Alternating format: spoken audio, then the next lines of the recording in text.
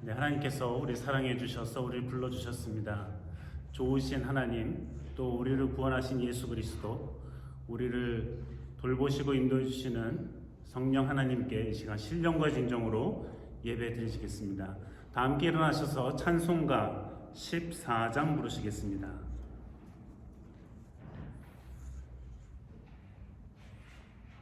찬송가 14장 구세주를 아는 이들 함께 부르시겠습니다. 구세주를 아는 이들 찬송하고 찬송하세. 마음과 뜻과 힘 다하여 경배드리세.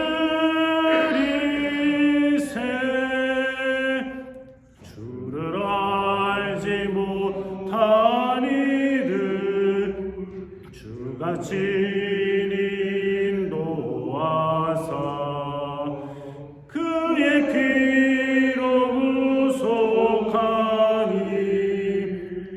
찬송할지라. 약한 사람 도움받아 시험 중에 참게 되니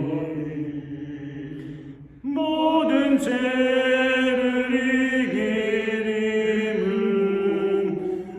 믿음뿐이라.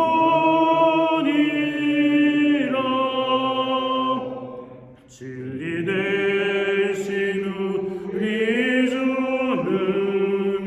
영원토록 변함없네. 성도들아 주를 믿어 길이 섬기세.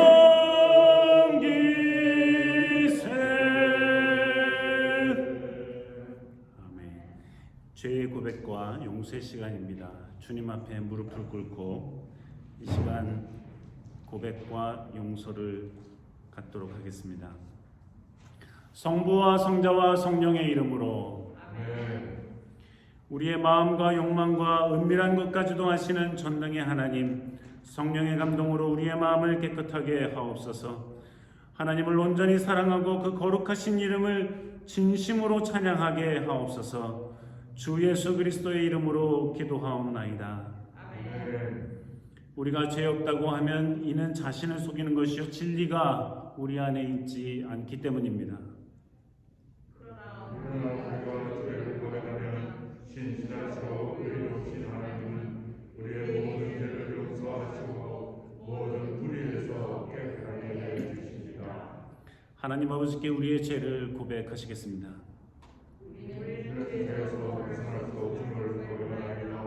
우리는 생각과 말과 행위로 죄를 지었으며 원하는 것은 행치 아니하고 원하지 않는 악을 행하였나이다. 우리는 마음을 다하여 주님을 사랑하지 않았으며 내 이웃을 내 몸과 같이 사랑하지 않았나이다. 하나님의 아들 주 예수 그리스도를 보시고 우리를 불쌍히 여기소서. 우리를 용서하시고 새롭게 하옵소서. 주님 뜻 안에서 기뻐하며 주의 길을 걸으며 하나님의 거룩하신 이름을 영화롭게 하옵소서. 아멘. 전능하신 하나님 아버지께서 우리를 불쌍히 여기시고 그의 외아들을 보내시사 우리의 죄를 대신하여 죽게 하셨으며 그의 공로로 우리의 죄를 사하여 주셨습니다. 부르심을 받아 안수받은 하나님의 말씀의 종인 나는 주 예수 그리스도의 명하심에 따라 여러분의 죄가 사하여졌음을 성부와 성자와 성령의 이름으로 선포합니다. 아멘. 함께 일어나셔서 성시교독 4번 함께 교독하시겠습니다. 여호와 우리 주여, 주의 이름이 온 땅에 어찌 그리 아름다운지요. 주의 대적을 인하여 어린아이가 젖먹이 입으로 말미암아 권능을 세우시며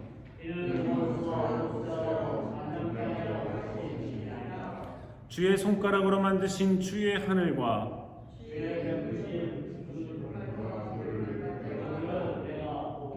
사람이 무엇이간데 주께서 저를 생각하시며 저를 천사보다 조금 못하게 하시고 주의 손으로 만드신 것을 다스리게 하시고 만물을 그 발 아래 두셨으니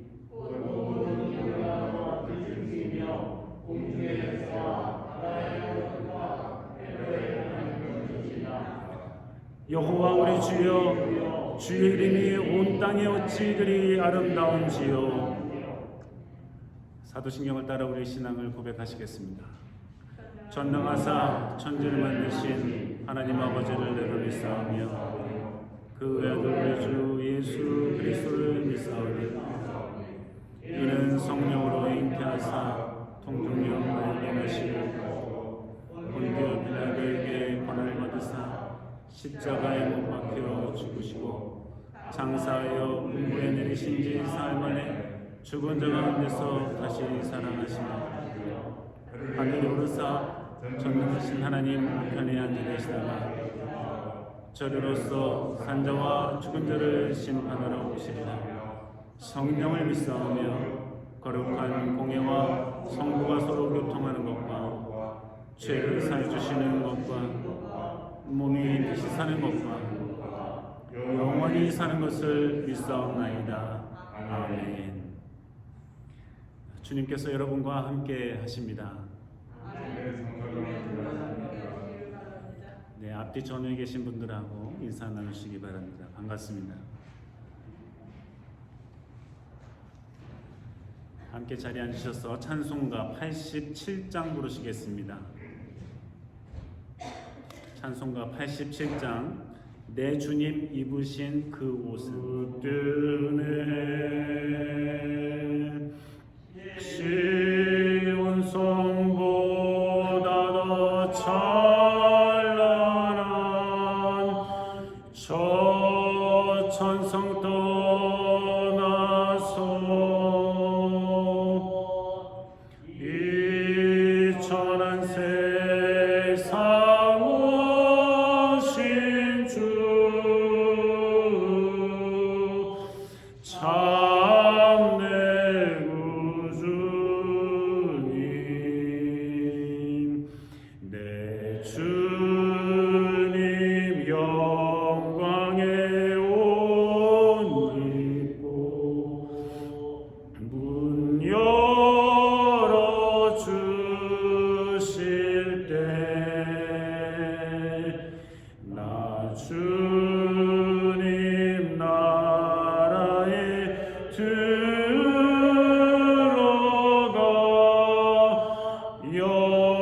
영원히 살겠네. 시온 성보다 더 찬란한 저 천성 떠나서 이 천한 세상 오신 주 참내 구주님.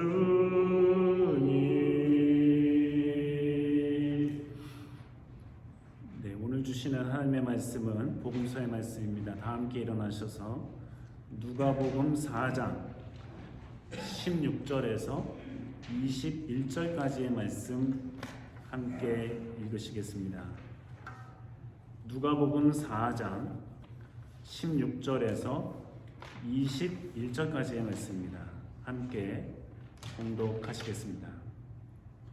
예수께서 그 자라나신 곳 나사렛에 이르사 안식일에 자기 규례대로 회당에 들어가사 성경을 읽으려고 서심해 선지자 이사야의 글을 들이거늘 책을 펴서 이렇게 기록한 데를 찾으시니 곧 주의 성령이 내게 임하셨으니 이는 가난한 자에게 복음을 전하게 하시려고 내게 기름을 부으시고 나를 보내사 포로된 자에게 자유를 눈먼 자에게 다시 보게 함을 전파하며 눌린 자를 자유케 하고 주의 은혜의 해를 전파하게 하려 하심이라 하였더라. 책을 덮어 그 맡은 자에게 주시고 앉으시니 회당에 있는 자들이 다 주목하여 보더라. 이에 예수께서 저희에게 말씀하시되 이 글이 오늘날 너희 귀에 응하였느니라 하시니 아멘. 이는 하나님의 말씀입니다. 자리에 앉으셔서 하나님의 말씀을 함께 나누겠습니다. 주현절은 예수님께서 이 땅에 오신 강림절 이후에 예수 그리스도를 통해서 하나님이 자기 자신을 드러내신 것을 기뻐하고 찬양하고 경배하는 기간입니다. 예수님이 이 땅에 오셨지만 예수님이 하나님의 아들이라고 고백하는 사람들은 극소수였습니다. 동방에서 온 박사들, 또 천사의 소식을 듣고 달려온 목자들 몇 되지 않았습니다. 그런데 이 예수 그리스도께서 점점 자라나시고 성년이 되어서 공생애를 시작하시면서 하나님께서 그 예수 그리스도를 통해서 자기 자신을 드러내십니다. 똑같은 인간의 모습으로 또 육체로 이 땅에 오셨지만 하나님의 아들임을 드러내시는 매우 중요한 역사적인 사건들이 연이어서 나타납니다. 지난주에는 예수 그리스도께서 공생애를 시작하면서 가장 첫 번째 기적을 일으키셨는데 물로 포도주를 만드신 사건이었죠. 오늘은 예수 그리스도께서 그의 말씀을 통해서 또 그가 하시는 말씀의 사역을 통해서 과연 이 예수 그리스도가 나사렛에서 자란 별 볼 일 없는 인간이 아니고 과연 하나님의 아들이구나 하는 것을 드러내는 것을 우리가 본문을 통해서 알 수 있습니다. 예수님께서 나사렛에 자기가 자란 곳이죠. 여러 번 말씀드립니다만 후진 동네죠. 후진 동네입니다. 시골, 변방, 어느 누구도 별로 거들떠보지 않는 별 볼 일 없는 동네에서 자라나셨습니다. 근데 그곳에 회당에 들어가셨는데 예수님께서 이제 제자들을 불러 모으신 지 얼마 안 되셨으니까 제자들을 불러 모으시고 회당에 들어가셔서 말씀을 읽으십니다.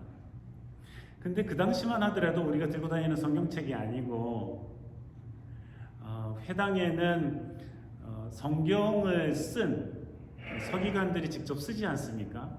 직접 쓴 그 두루마리를 가져와서 이렇게 굴려가지고 이쪽 한쪽은 풀고 한쪽은 감으면서 말씀을 찾는 겁니다.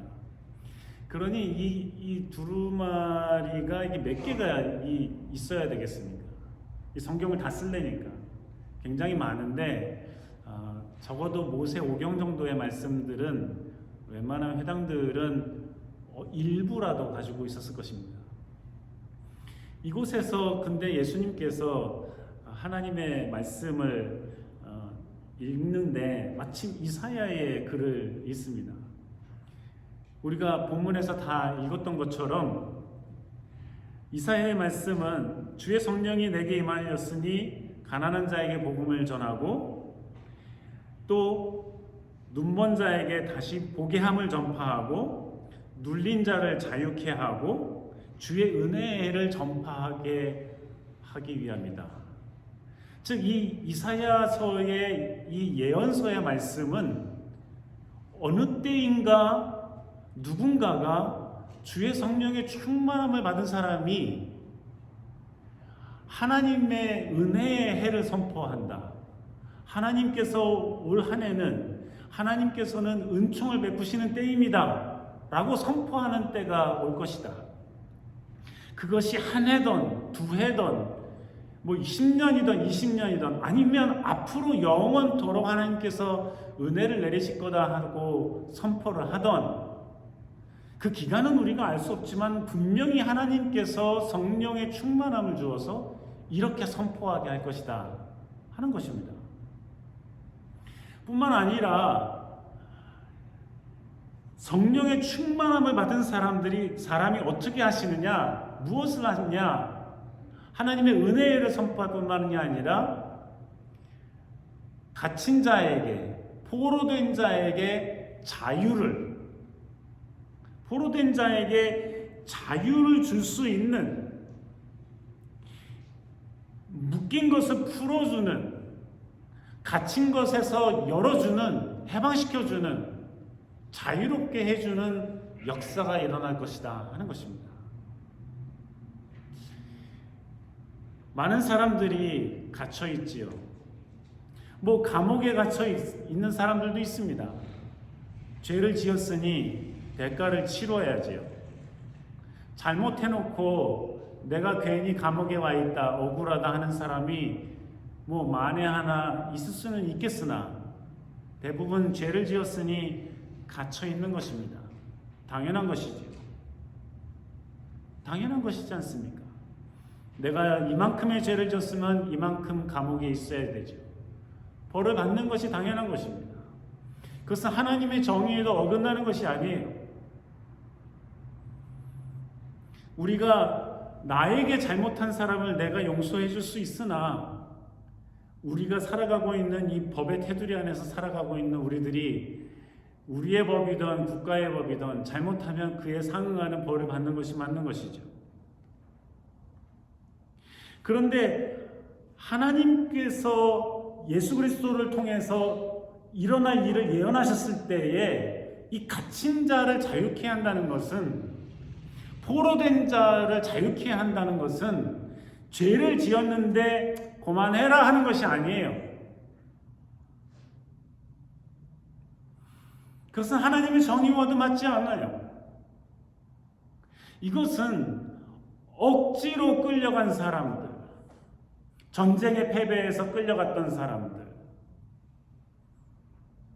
저는 전쟁을 경험하지 못했지만 여기 계신 몇몇 분들은 6.25 전쟁이던 뭐 경험하신 분들이 있잖아요.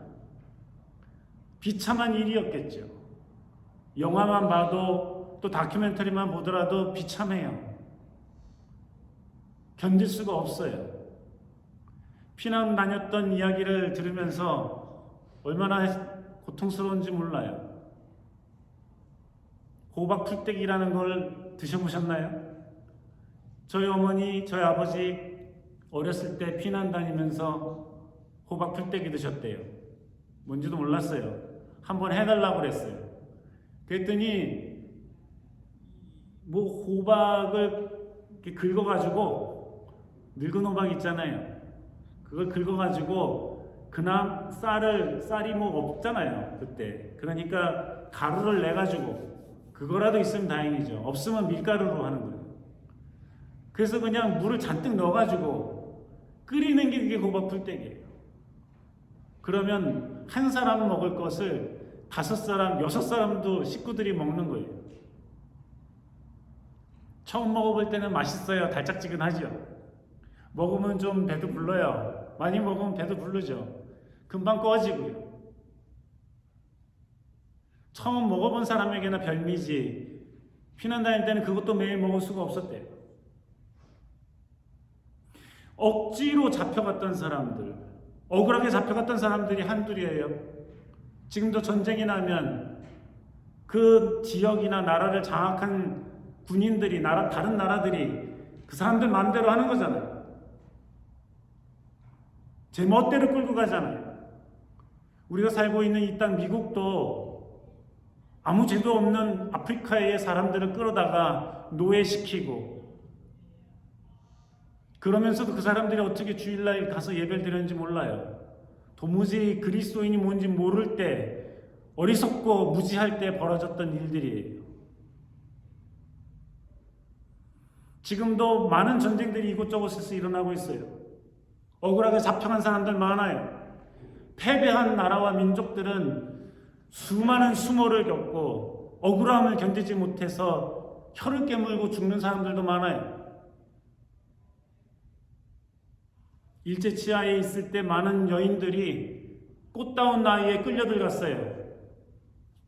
돈 벌게 해주겠다고 하고 끌려갔지만 말이 위안부지, 말이 컴포트 우먼이지, 섹슈얼 슬레이버리라고 유엔이 분명하게 얘기하고 있어요. 성적 노예로 평일에는 수십 명을, 토요일 일요일에는 100명 200명을 상대했어요. 더럽고 추하고 술 먹고.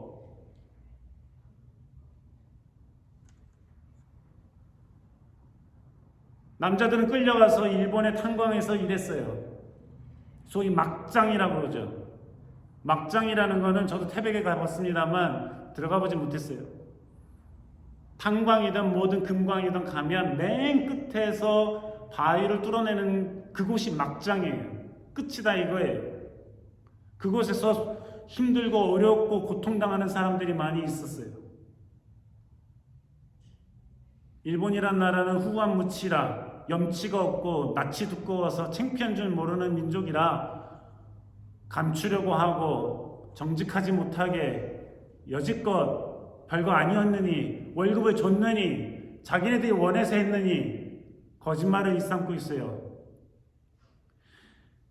하나님께서 성령을 내려주셔가지고 갇힌 자를 풀어준다는 것은 그렇게 억울했던 사람들을 풀어준다는 것이지 자기가 죄를 져서 형무소에 가 있는 걸 풀어준다는 게 아니에요. 근데 따지고 보면 마음속으로도 자기 스스로 가두고 있는 사람들이 한둘이 아닙니다.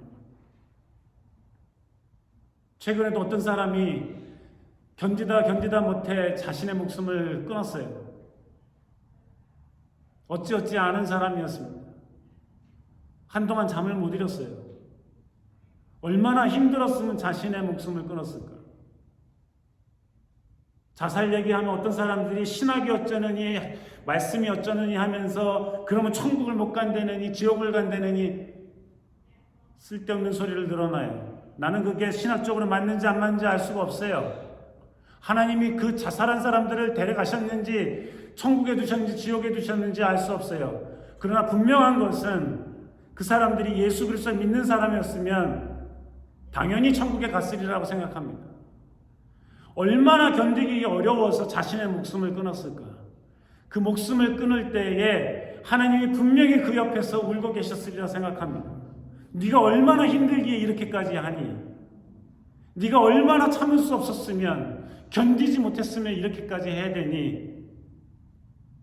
우리는 자유인으로 살아가고 있는 것 같지만 수많은 사람들이 마음의 짐을 가지고 자기 스스로를 옥죄이고 자기 스스로를 가둬놓고 자기 스스로를 핍박하고 억누르고 고통스러워하면서 사는 사람들이 있어요.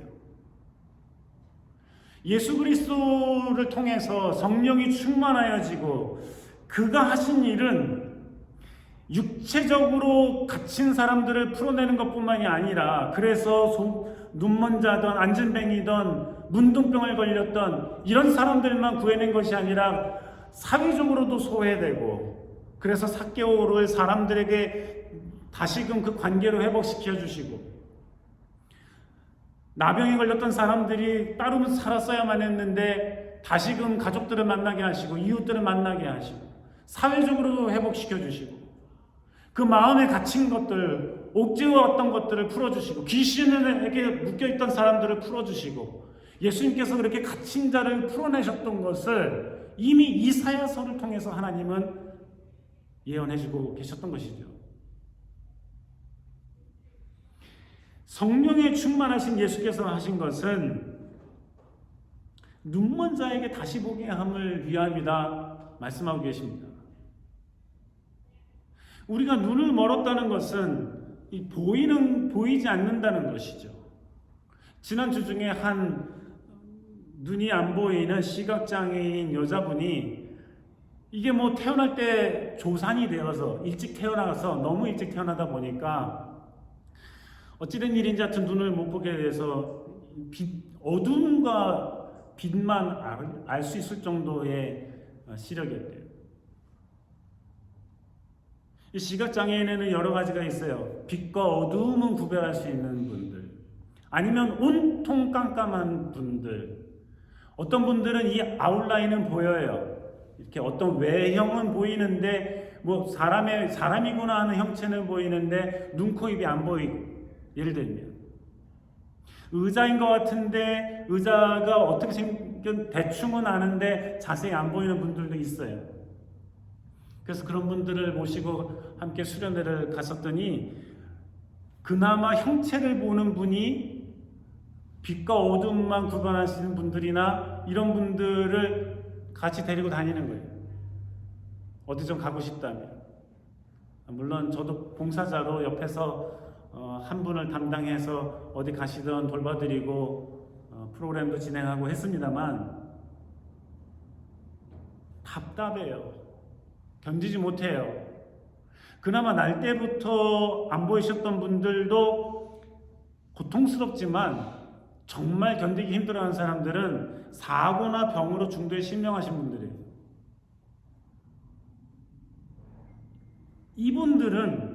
이분들은 분명히 아내도 받고 자녀도 받고 이 세상의 아름다운 것을 다 보고 있다가 갑자기 병이 들다 보니까 견디지 못해요. 남자건 여자건 자살을 시도하지 않은 분이 없어요. 여지껏 한 번도 그런 얘기를 들어본 적이 없어요. 100여 명 되는 선교단체에서 한국은행의 엘리트로 지내다가 병 때문에 실명을 하고 장신대에 신학을 하고 목사가 되신 분께서 한 100여 명 정도의 중도에 실명하신 분들 선교회를 하셨는데, 대학 다닐 때, 신대원 다닐 때 봉사를 했어요.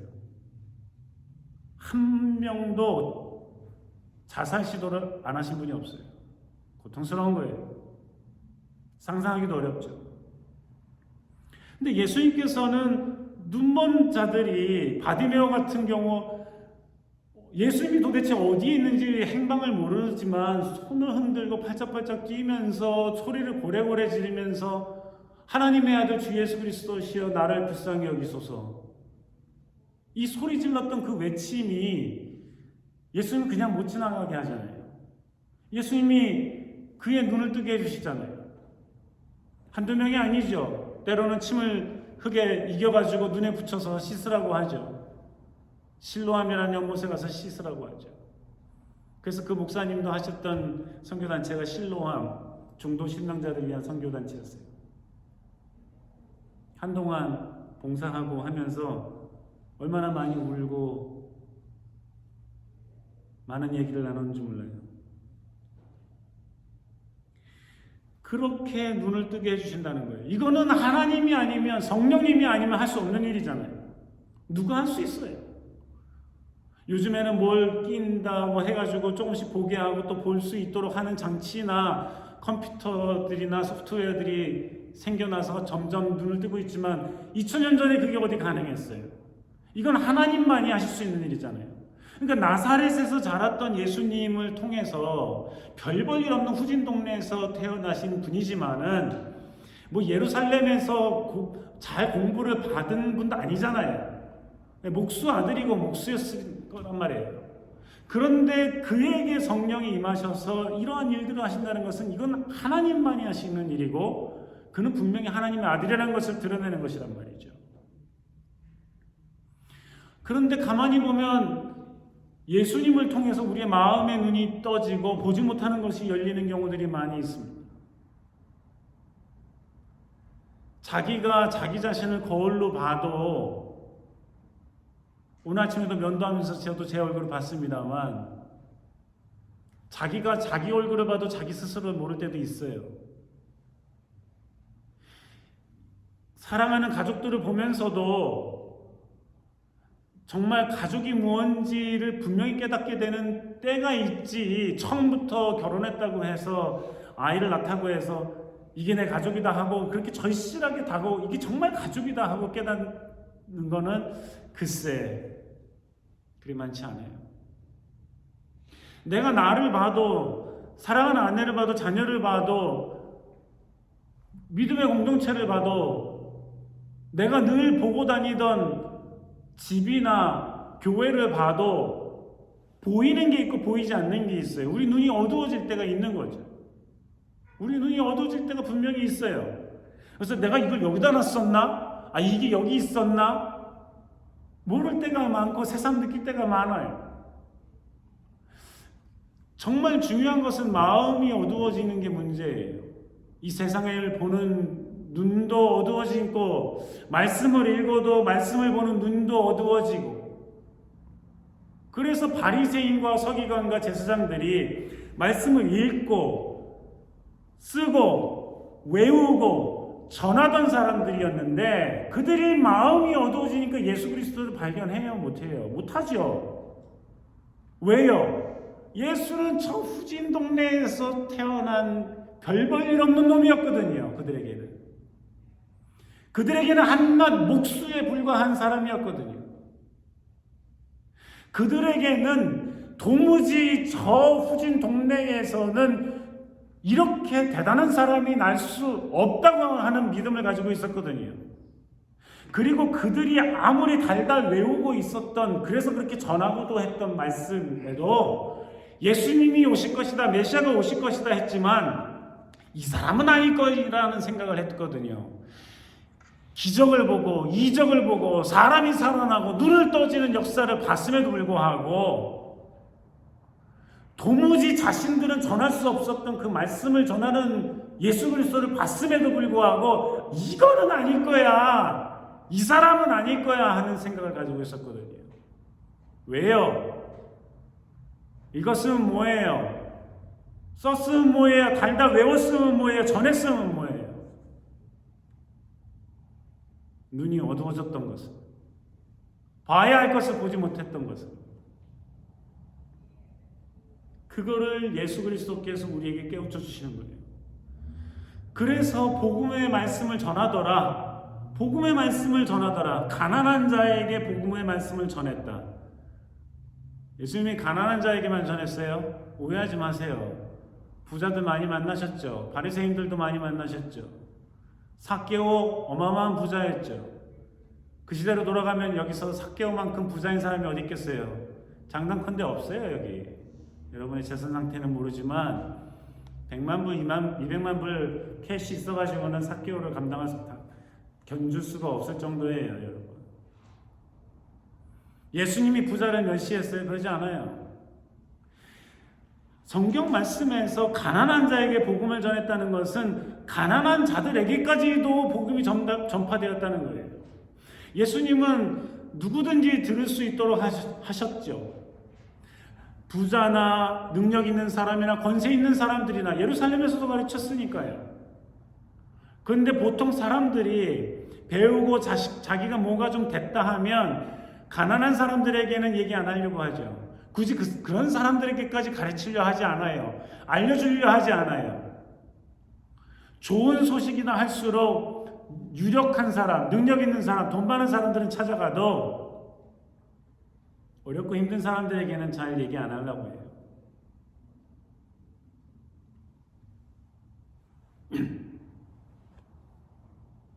예수님이 가난한 자에게 복음을 전했다는 것은 그러한 사람들에게까지도, 보통 예수님 정도 되면 그런 사람들은 그냥 베드로야 네가 가서 가르쳐 할 수도 있었겠으나 예수님은 직접 가서 만나시고 직접 가서 얘기해 주시고 이건 이런 거야 말씀해 주시고, 벳세다 들녘에서 수천 명이 모였을 때 어린아이들에게도 다 알아들을 수 있는 말씀을 하시고, 산에 올라가서도 야 날아가는 새들을 봐라, 드레핑 백합화를 봐라, 이거 못 알아듣는 사람이 어디 있어요?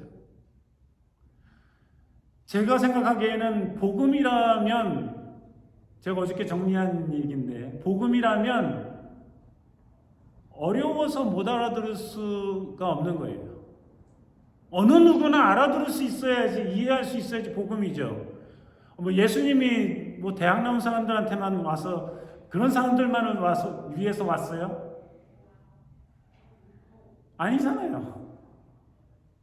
아니 하늘에 나는 새를 봐라, 들의 백합화를 봐라, 누가 먹이시고 키우시냐?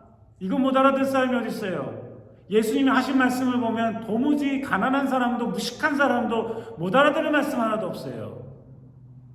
근데 설교로는 신학자들은 되게 어렵게 만들어요. 잘난 척하려고 그러는지 도대체 뭘 좀 배운 척을 하려고 그러는지 알 수가 없어요. 왜 그렇게 어렵게 하나? 누구나 알아듣기 쉬운 말씀인데 말이에요. 제가 보기에는 하여튼 설교나 신학책만 디립다 어렵게 전하는데 그거는 좀 부족해요. 예수님의 마인드가 부족한 거예요. 신학을 설명해도 쉽게 해야지. 쉽게 설명할 재주가 없어서 그런지 딥다 어려운 말들만 써요. 그 뭐 배워봤자 얼마 안 되는데 그렇잖아요. 기껏해야 박사잖아요. 박사 대단해요. 좀 배웠다고 하고 좀 어디 뭐 나왔다고 하고 아는 척하고 그런 사람들 보면 예수님을 좀 닮았으면 좋겠다는 생각이 들어요. 그렇게 쉽게 얘기하시는데 이해하지 못할 거라면 그건 복음이 아니에요. 왜냐하면 예수님이 가난한 사람들도 다 알아듣도록 얘기하셨으니까. 물론 좀 감춰진 것도 있어요. 근데 그거는 말을 못 알아듣는 것이 아니라 그 의미를 잠시 감추고 있었던 거예요. 예수님의 때가 아니어서. 그렇죠? 또 제자들이 이거 무슨 뜻인지 모르겠어요. 가끔 물어본 거 보면 이해돼요. 왜냐하면 제자들은 무식한 사람들이 태반이었거든요. 못 배웠으니까 물어볼 수 있죠. 물어보는 용기가 대단한 거고. 그때마다 또 예수님이 그것도 못 알아들어 하면서 가르쳐 주신 적도 있고 그건 이거야 하면서 가르쳐 주신 적도 있고요. 실천하기 어려우면 그 복음이 아니에요. 뭘 어렵게 해가지고 이거 해야만 어떻게 구원받고 이거를 해야만 어떻게 용서를 받고 이런다면 그건 복음이 아니에요. 그건 복음이 아니에요. 굿뉴스라는 게 뭐예요? 내가 이해할 수 있고 내가 실천할 수 있어야지 복음이지. 그래서 구원을 받을 수 있어야지 그게 복음이지. 아니면은 그게 뭐예요? 어려운 무슨 고시 치르는 것도 아니고요. 그래서 이해하기 어려우면 복음이 아니고 실천하기 어려우면 복음이 아니에요. 그러니까 어려워서 실천을 못하겠다 핑계댈 수 없어요. 우리가 성경 말씀을 보면 다 쉬운 일들이에요. 왜 어렵겠어요? 내가 마음이 어두워지니까, 내가 눈이 어두우니까, 내가 하기 싫으니까, 내가 이기적이니까, 내가 예수 그리스도의 마음을 이번에 따라가기 싫으니까 어려운 거예요. 그러면서 어렵다고 해요. 어렵다고 해야지 못 알아듣는 척도 할 수 있고 어렵다고 해야지 안 해도 부담이 적잖아요. 야가 빠진 그리스도인들이 얼마나 많아요.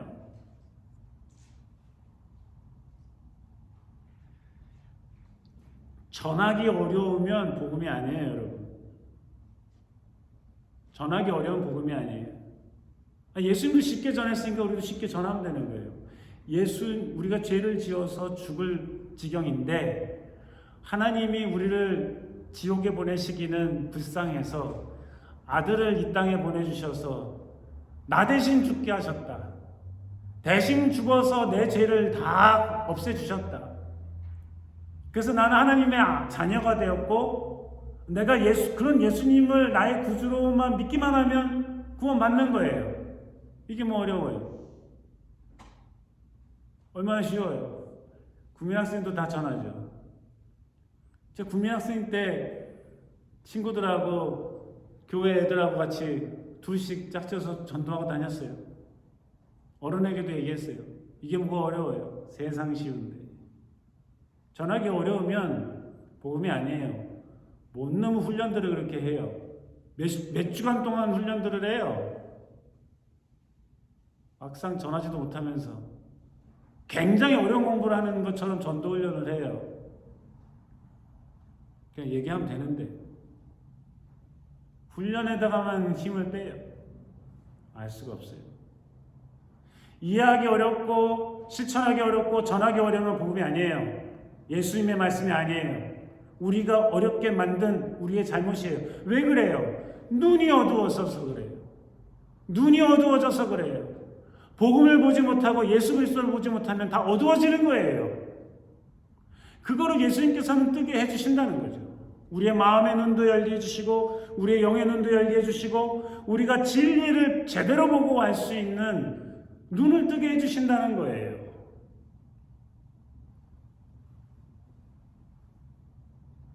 자녀에게는 참 이렇게 복음을 전하기가 어렵대요. 왜 어려워요? 자녀가 구원받고 천국 가는 게 싫어요? 말하기 싫어요? 어렵대요. 어렵다는 사람들은 안 하고 싶은 거예요. 부담스러운 거예요. 자기 자녀인데 어렸을 때부터 앉혀놓고 이렇게 해야지 구원을 받는다. 예수 그리스도를 믿어야만 한다. 예배를 드리는 것이 우리의 삶의 중심이다. 이걸 가르쳐야죠. 안 가르치니까 원할 때만 오는 거예요. 좀 힘들면 안 나오는 거예요. 불편하면 안 와버리는 거예요.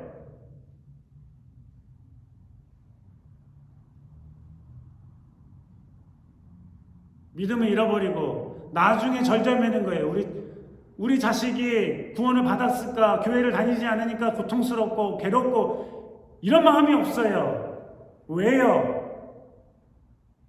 사랑하지 않나 봐. 진리를 모르나 봐. 알 수가 없어요.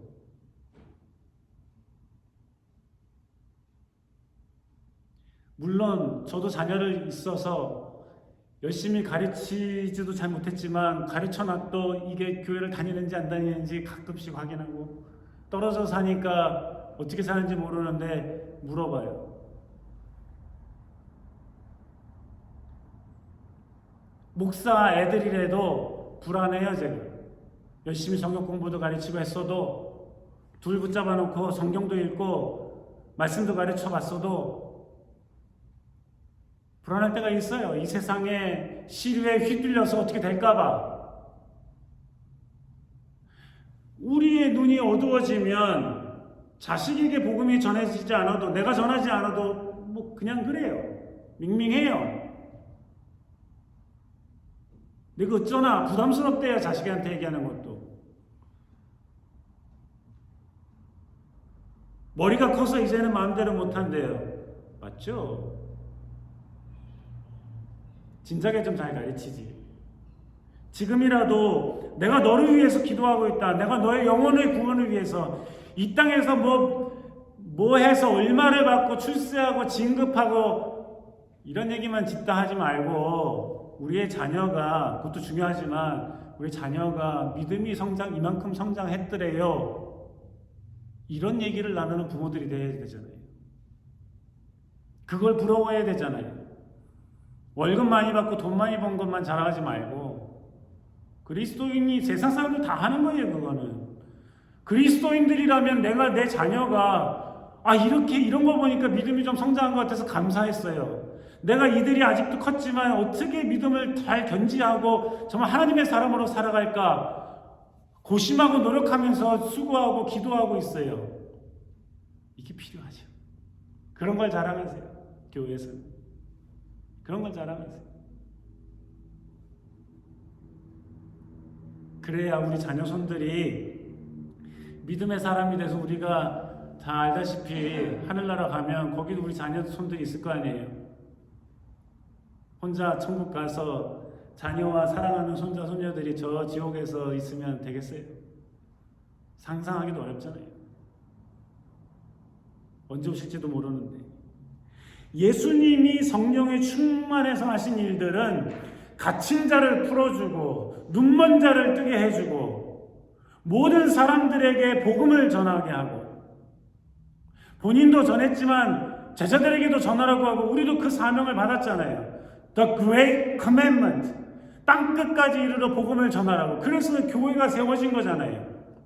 그러니까 이 교회는 복음을 전하지 않으면 하나 쓸데없는 게 되는 거예요. 우리를 통해서, 이 교회를 통해서 복음이 전파되지 않으면 하나 쓸데없는 거라고요. 뭐에 쓰겠어요, 이 건물과 여기 있는 모든 사람들이.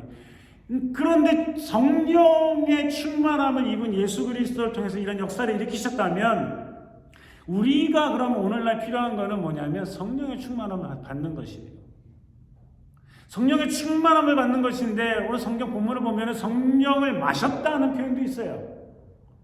성령의 충만함을 받았다, 성령이 임하셨다, 성령을 마셨다. 이게 무슨 뜻이에요? 이것도 어렵다고 공부를 뒷다 하는데 예수 그리스도를 구주로 영접하고 고백하면 성령을 선물로 주신다고 했어요. 받았죠. 우리가 성령의 이끌림을 받아서 순종하고 나의 몸과 마음과 삶을 드리면 그게 성령의 충만함이 되는 거예요. 성령을 마시는 거예요. 그렇잖아요. 성령의 충만함을 받으라고 그냥 뭐 이런저런 거를 많이 하고 그러는데 아이고 참 답답한 일들이 참 많습니다.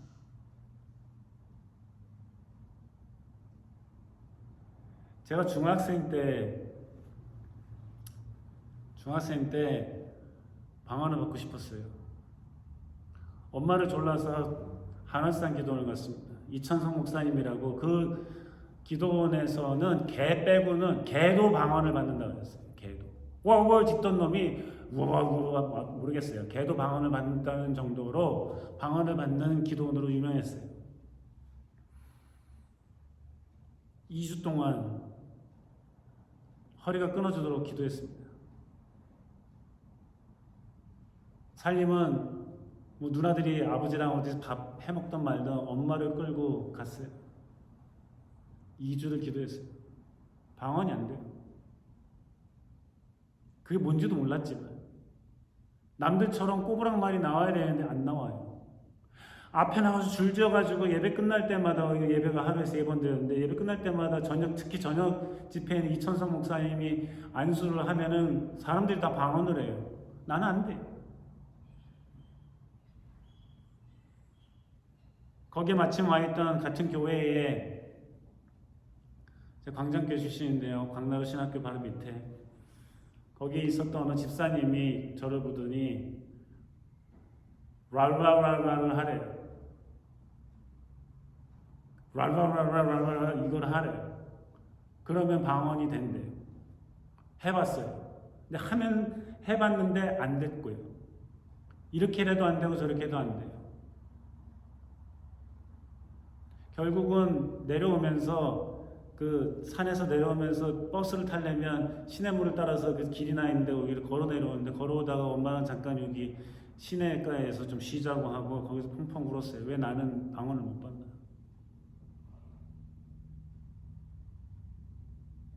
성령님이 안 오시나?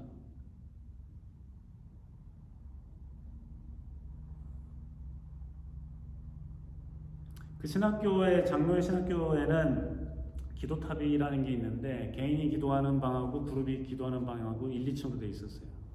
개인이 기도하는 방에 한참 동안 시리에 빠져 있다가 개인이 기도하는 방에 올라가가지고 다들 신학생들이 오는데 저는 집이 가까우니까 가서 저녁 9시면 가서 기도했어요. 어느 날 하나님이 불가항력적인 성령의 충만함을 주시면서 방언을 할 수 있도록 해주셨어요. 그때 깨달았어요. 성령이 임하셔서 성령이 주시고 싶으면 주시는 거지 이천성 목사가 주는 것도 아니고 랄랄라 한다고 주는 것도 아니고 얼마나 미개해요. 미신적이잖아요. 랄랄라 하면은 받는다는 게 자기 혀가 꼬이는 거지 그게 방언이에요. 혀에 경련이 일어나는 것과 방언과 구분을 못해요. 하염없이 기도하고 스스로 하나님 이게 진짜 방언인지 아닌지 테스트 해가면서 확신을 얻고 춤을 추며 내려갔죠. 새벽에.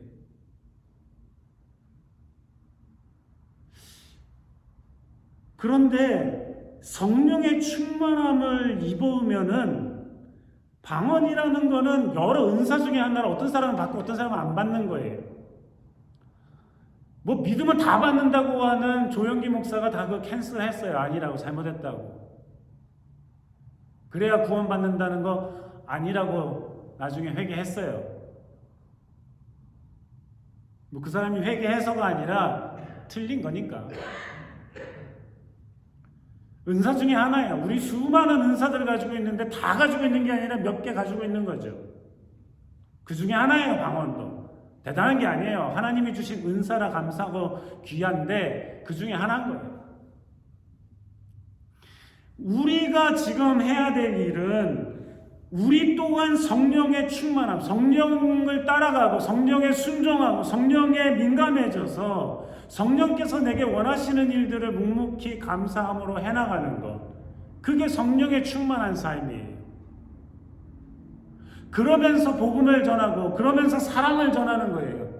그래서 성전 건축에서 돌아왔던 포로들이 너 이제 기름도 먹고 아주 달콤한 와인도 먹고 또 없는 사람들은 나눠줘라 했던 것처럼 자기만 먹고 마셔서 힘을 얻는 게 아니라 없는 사람들은 나눠주는 게 성령의 역사예요. 그게 믿는 사람들이 해나가야 될 일이라는 것입니다. 이러한 역사를 통해서 주님께서는 오늘날 우리를 통해서도 예수 그리스도를 통해서 이사야의 말씀을 이루셨던 예수님 하나님이 우리를 통해서 오늘날 이러한 역사를 이루어가기를 원하고 기대하고 계시는 것입니다. 우리 한 사람 한 사람을 통해서 주님께서 성령의 충만함을 통해 어떤 역사를 일으켜 나가기를 원하고 계십니까?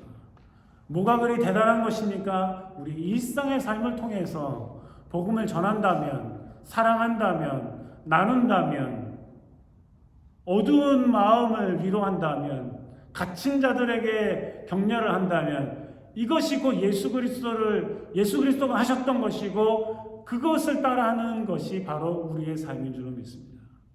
이러한 성령 충만한 역사가 우리 모두를 통해 이 아름다운 교회를 통해 드러나고 전파되기를 주님께서 원하고 계십니다.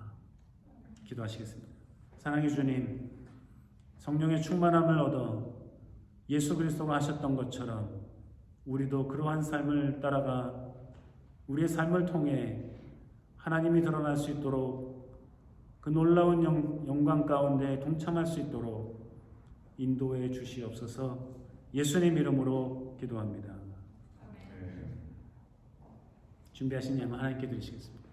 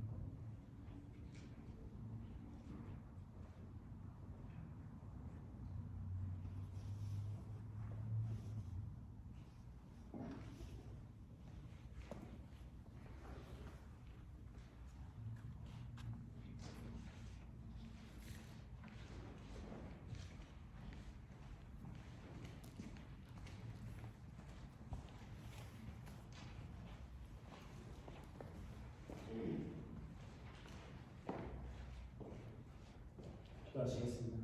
사랑하는 아버지 감사합니다. 주님께서 우리에게 지난 한 주간 동안도 일할 곳을 주시고 힘과 지혜를 주시고 용기 주셔서 맡겨진 일들을 잘 감당할 수 있도록 도와주시고 그 일들을 통해서 소산을 얻도록 도와주셨으니 감사합니다. 이 모든 것이 주님께로부터 왔음을 고백하며 주님께 감사의 예물을 드리오는데 주께서 이 예물을 받아 주시옵시고 우리의 마음도 우리의 삶도 받아 주시옵시고 주님 홀로 영광을 받으시옵소서. 하나님 아버지, 이 귀한 예물을 우리가 경건하고 정직한 마음으로 사용하겠습니다. 주의 나라를 위해서 아름답게 사용될 수 있도록 도와주시옵시고 주의 몸된 교회를 위해 든든히 사용될 수 있도록 도와주시옵시고 어렵고 힘든 이웃을 위해 말씀을 전하며 사용될 수 있도록 도우시고 인도해 주시옵소서. 하나님 아버지 또 한 주간도 살아갈 때에 주님께서 우리에게 건강 주시고 힘과 지혜와 명철을 주시옵시고 용기와 담대함을 주시옵소서. 과연 하나님의 자녀로서 이 세상을 이기며 살아갈 수 있도록 도와주시옵시고 하나님 아버지 주님께서 맡겨주신 일들을 성실히 잘 감당할 수 있도록 도와주시며 더욱더 풍성하고 창백해지는 삶을 살아갈 수 있도록 인도하여 주시옵소서. 하나님 아버지 이 예물에 담겨져 있는 우리의 기도도 주님께서 기억하여 주시옵시고 우리가 하나님 마음의 소원을 주님께 아뢰 때마다 주님께서 우리의 기도에 응답하여 주시옵기를 간절히 바라고 원합니다. 하나님 아버지 이 세상은 흉흉하고 아버지 하나님 질병이 창궐하여 어렵고 힘들고 고통당하며 죽고 아버지 하나님 숨이 막혀가는 사람들이 한둘이 아닙니다. 주님께서 굽어 살펴주시고 불쌍히 여겨주시옵시고 우리가 하나님 전심으로 주님을 찾으면 참회하고 주님 앞에 나아가며 주님을 높여드리며 주님께 영광을 돌리며 주님 앞에 겸손하여져서 하나님 아버지 주님을 따를 때에 아버지 하나님 모든 것들을 주님께서 잠잠케 하여 주시옵시고 새로운 세상과 새로운 힘과 희망을 가지고 살아갈 수 있는 이 세상이 될 수 있도록 도우시고 인도하여 주시옵시고 이 어려운 때에 주의 말씀이 더욱더 아름답게 전파되며 힘있게 전파되며 주의 나라가 아버지 하나님 크고 놀라워질 수 있도록 도와주시옵소서. 주님께서 이 한 주간 살아갈 때에 동행하여 주시고 함께하여 주시옵소서. 예수님 이름으로 기도합니다. 아멘.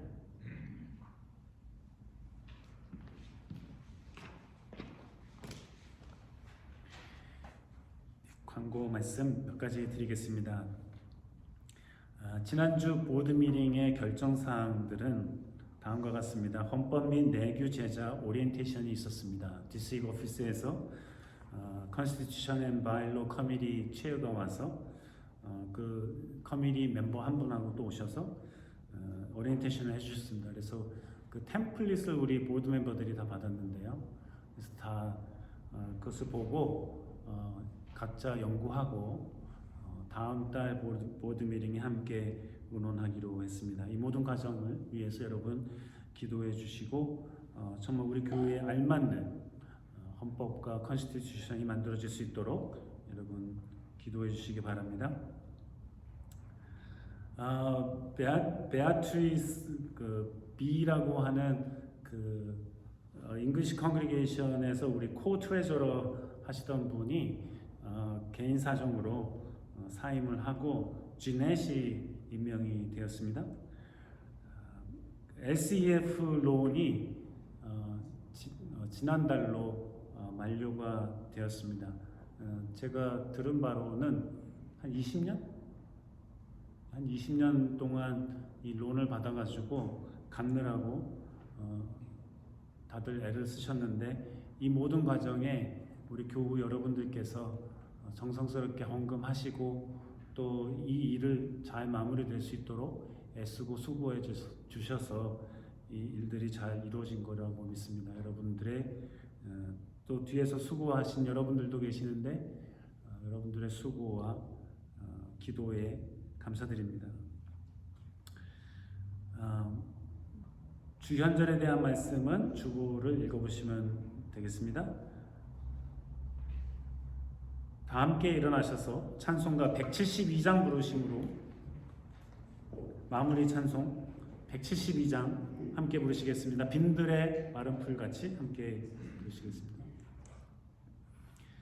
빈들의 마른 풀같이 시들은 나의 영혼 주님의 허락한 성령 간절히 기다리네 가물함의 마른 땅에 단비를 내리시듯 성령의 단비를 부어 새 생명 주옵소서. 한가운 빗소리 들려 산천이 춤을 추네 봄비로 내리는 성령 내게도 주옵소서.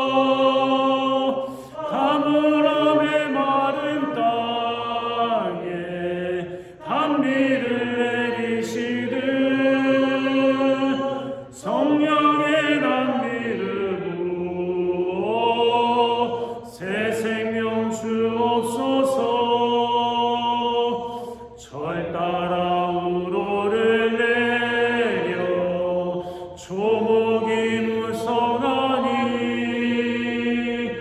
갈급한 내 심령 위에 성령을 부소서.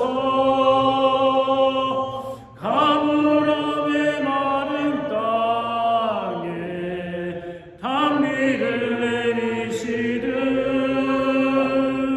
성령의 단비를 부어 새 생명 주옵소서. 참되신 사랑의 언약 어길 수 있사오랴. 오늘의 흡족한 은혜 주실 줄 믿습니다. 가물함에 마른 땅에 단비를 내리시듯 성령의 단비를 부어 새 생명 주옵소서.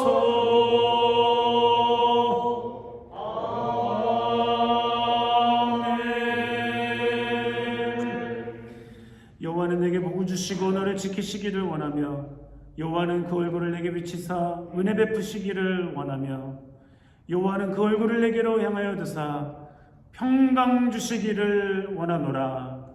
아멘.